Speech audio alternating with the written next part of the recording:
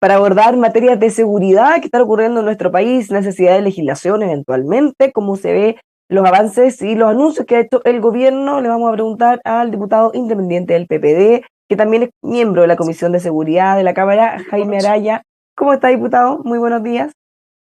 Buenos días, Bárbara, gusto saludarle, muchas gracias por este contacto. Igualmente, bueno, partamos con un tema bien polémico que surgió ayer justamente en una entrevista con nosotros a propósito de los dichos y la denuncia también del ex subsecretario del Interior, Felipe Arboe, respecto al cambio de las fechas de toma de la muestra de la encuesta de victimización. ¿Qué le parece eso? Y la respuesta que da el gobierno, ¿le parece satisfactoria?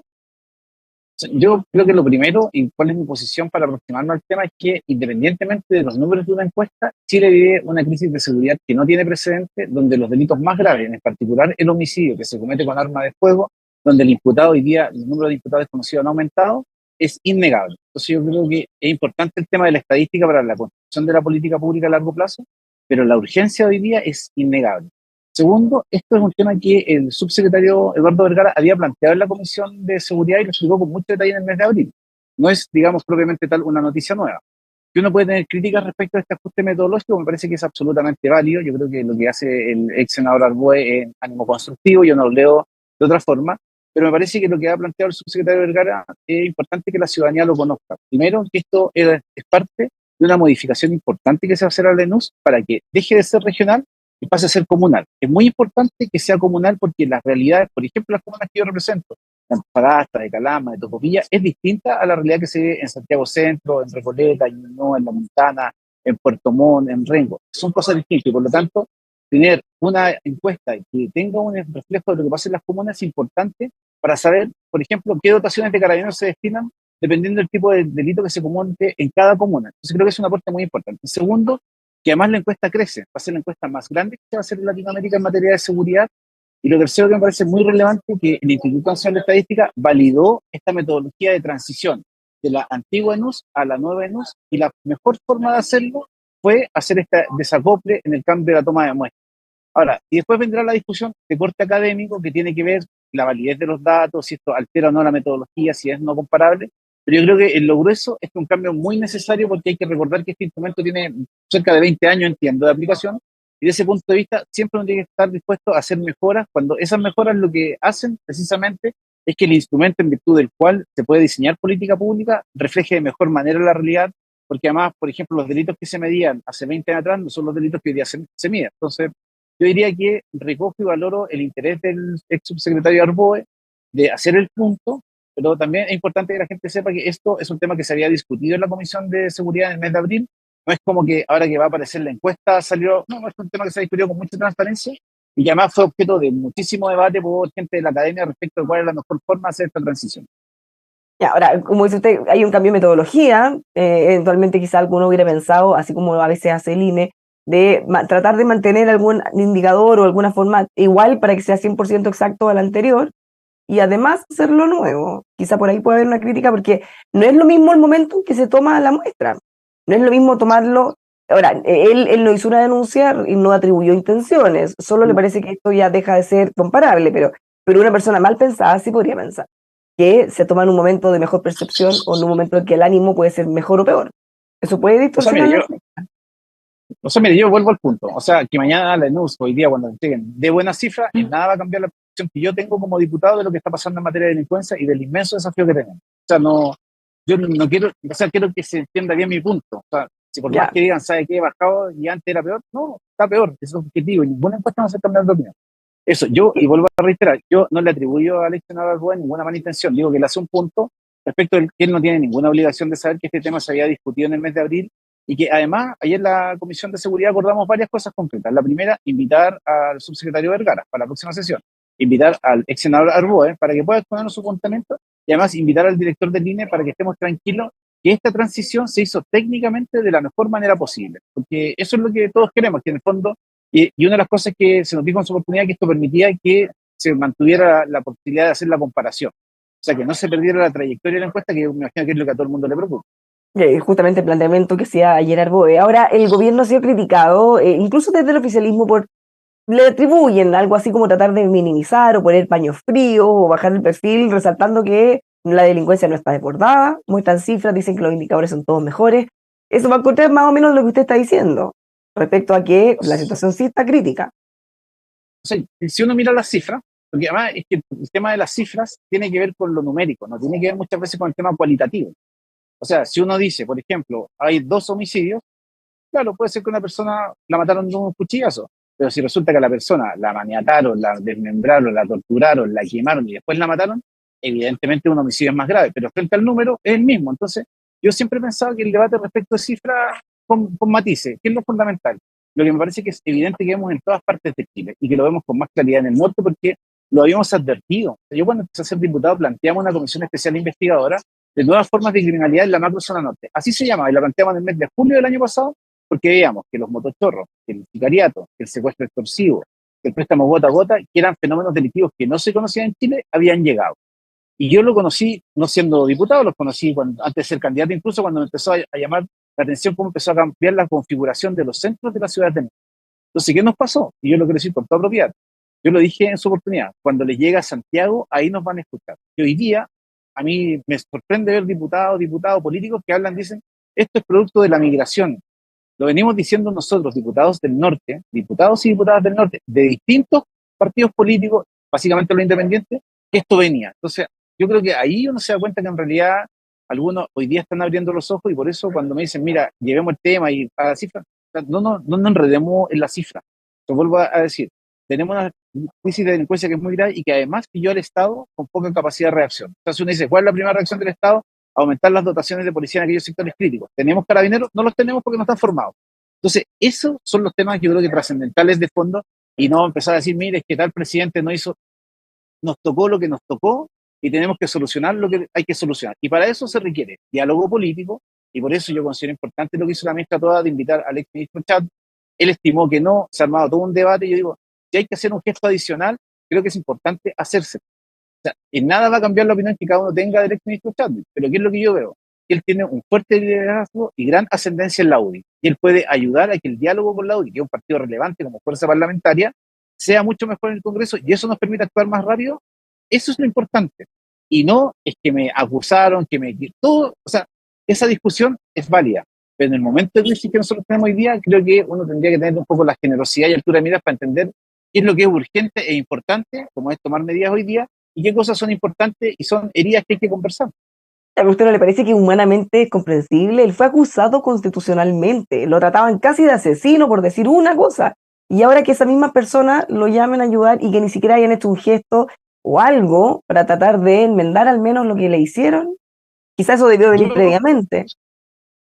O sea, por eso yo lo he dicho con toda claridad, o sea, yo no me demoraría un segundo tomar el teléfono y decir, mira, ¿sabe qué? Necesitamos que nos ayude. Yo creo que además es un gran reconocimiento a su trayectoria, porque después de toda la pelea y todo lo que le dijeron, reconocer que él tiene posibilidades de ayudar, creo que ya es un primer gesto. Si él quiere una cosa más explícita, ¿qué es lo que más quiere para ayudarnos? Porque necesitamos congregar a todas las fuerzas políticas que tienen capacidad de incidir en la agenda legislativa. Y lamentablemente se va generando un clima de desencuentro en el Congreso que no nos permite poner el foco en lo importante. Entonces, nosotros no queremos que esto se transforme, por lo menos yo no voy a participar de eso, en una disputa política respecto de golpear a la ministra, golpear al subsecretario, que el presidente dijo esto, otro. O sea, eso le quita, si uno lo quiere ver así pragmáticamente, le quita segundos de televisión a que discutamos las propuestas importantes, porque además no estamos de acuerdo en cuáles son las propuestas para resolver esto. O sea, por ejemplo, yo que soy independiente en la bancada del PPD, he sido uno de los más activos en solicitar que discutamos el proyecto de ley que tipifica como delito el ingreso irregular a nuestro país. Y lo he planteado en todos los espacios y yo sé que eso molesta mucho a nuestros socios de coalición que tienen una mirada distinta. Entonces, ¿qué es lo que nosotros decimos? Pongamos el foco en cómo discutimos eso, cómo construimos esas herramientas y no estas otras cosas que son más bien consideraciones políticas humanas con las que yo empatizo mucho. O sea, yo no quiero aquí distraerme de esa... O sea, creo que es muy comprensible la situación, pero también uno tiene que pensar que la necesidad que tiene el país, porque realmente esto es urgente, es muy importante y ahí uno apela incluso a la trayectoria que tuvo el exministro y que tipo uno podrá tener distancias con él política, yo las tengo. O sea, pero nadie puede decir que no le han interesado los asuntos de Chile durante muchos años. O sea, creo que eso sería faltar a la verdad. Entonces, desde ese punto de vista, creo que debiéramos hacer un esfuerzo.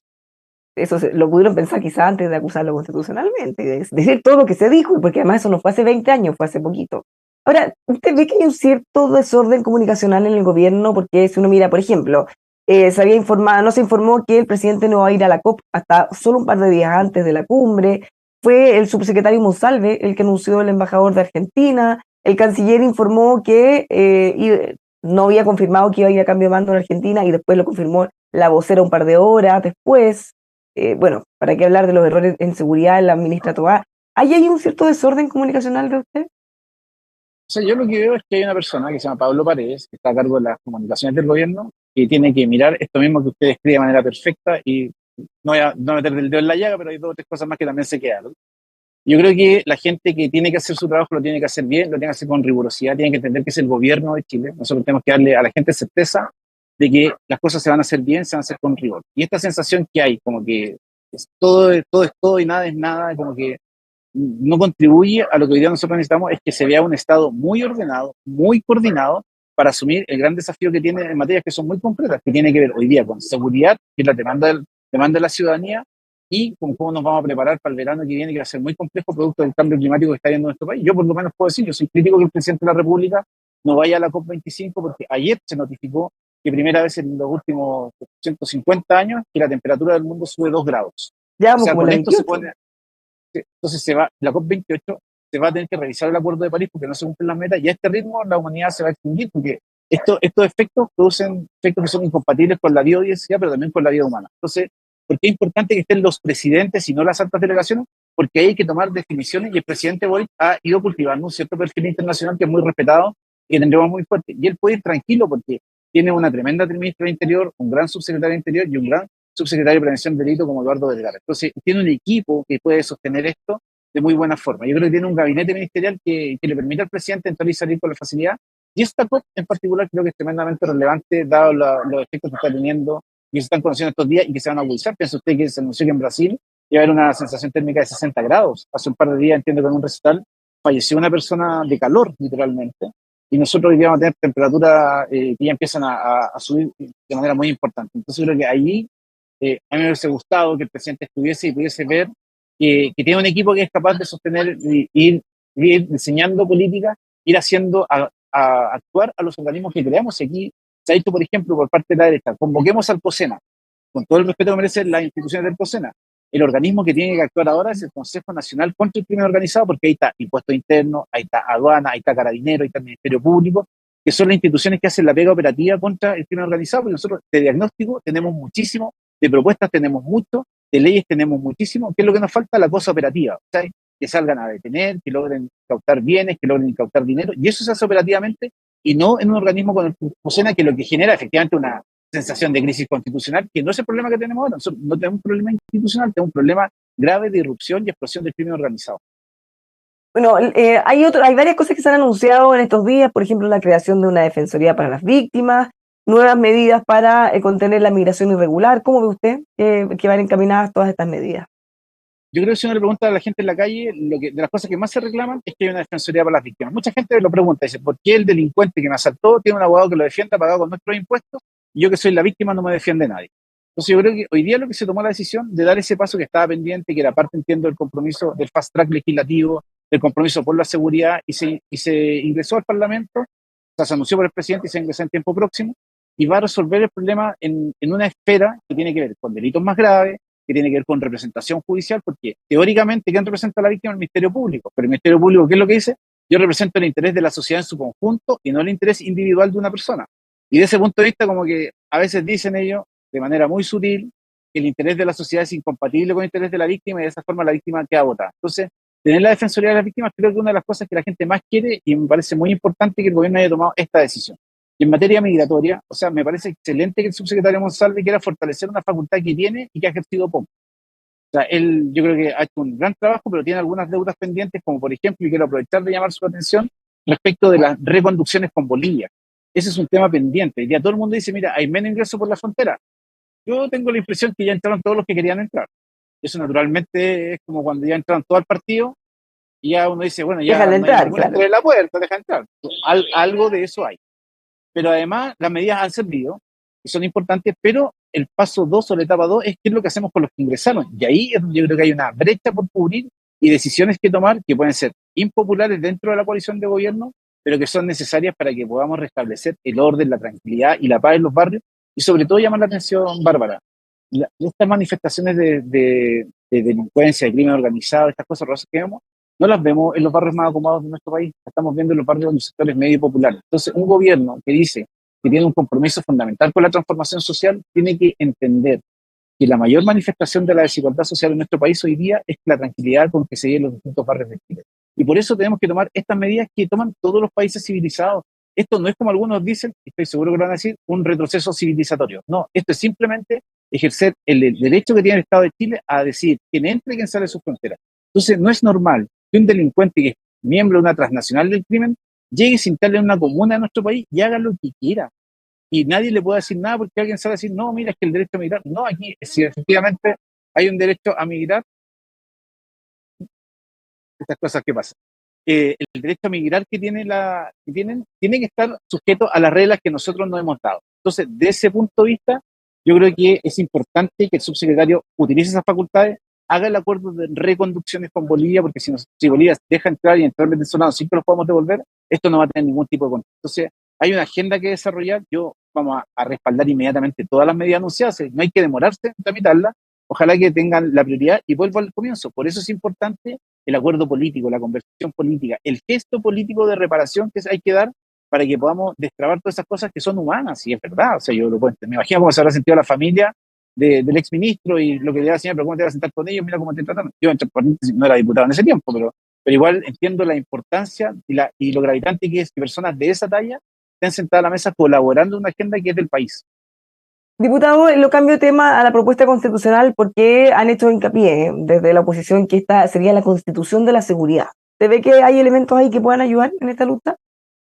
No, no, esta no es la constitución de la seguridad. Yo entiendo las campañas políticas, yo he sido candidato, entonces uno entiende lo que es, pero no es la constitución de la seguridad. Y le cuento, nosotros acabamos de ir al Palacio de la Moneda con la diputada Camila Monsanto, con Marco Enrique Ominami, con Ignacio Busto, con un grupo de otros dirigentes de redes sociales, a pedirle al presidente de la República que convoque urgente a un acuerdo para corregir el artículo 16, número 8 del texto constitucional, que dentro de los múltiples errores que tiene, ahí eleva a categoría de ley todo lo que es delito y por lo tanto de esa forma se queda sin surtir efecto el reglamento de la ley 20.000 y en teoría vamos a tener una narcoconstitución en que razonablemente los abogados de narcotraficantes podrían ir a pedir al juez de garantía, a la penal, incluso al Tribunal Constitucional, que se decrete la libertad de sus clientes, de sus narcotraficantes, porque en Chile va a dejar de ser delito traficar tal droga específica, porque donde estaba el nombre de la droga, eso no es ley, sino que es reglamento. Eso es un problema real que tiene la Constitución. Esto no lo inventé yo, han sido profesores constitucionalistas que se han referido al tema. La única carta en el Mercurio que yo he leído diciendo eso no es correcto es del abogado Luis Hermosilla. Entonces, yo creo que es un debate que nosotros no podemos correr el día. Si usted me dice, ¿te está inventando? No, no estoy inventando. En España, de muy buena fe, hicieron una legislación para endurecer y castigar de mejor manera a los violadores. El resultado de esa ley mal hecha fue que se fueron 180 violadores a la calle. Entonces, hay experiencia comparada. Nosotros en Chile hemos tenido algunos chascarros legales y constitucionales. Recuerda usted que eso ha sido materia de ley en el pasado. Entonces, lo que nosotros queremos es que, existiendo la posibilidad, espero que no, pero existiendo la posibilidad que gane a favor, o sea, no puede ser posible que abogados de narcotraficantes puedan ir a los tribunales a pedir la libertad porque legítimamente ellos tienen el punto que lo pueden pedir. Y una última cosa, ¿qué le parece dentro de las noticias recientes? Que el presidente Frei haya dicho que, pese a que no es todo lo que él quiere y no está de acuerdo con todo, él está dispuesto a votar a favor. Yo tengo un gran respeto por el presidente Frei, creo que él hizo una gran labor en lo que fue la inserción de Chile en el mundo y ya las potencialidades de nuestro país se las vemos a él, pero creo que en esta ocasión el presidente se equivoca. Esta es una constitución que fundamentalmente nos divide profundamente y yo creo que al que yo tengo algún nivel de cercanía con él en algunas ocasiones, ha sido una persona que siempre ha agregado por la unidad de Chile. Me parece un poco contradictoria con su trayectoria que haya visto en este texto una posibilidad de unir al país en circunstancias que la verdad las cosas que no lo hacen. Yo respeto, por cierto, su opinión, creo que es muy valiosa, pero creo que se ha equivocado profundamente el presidente.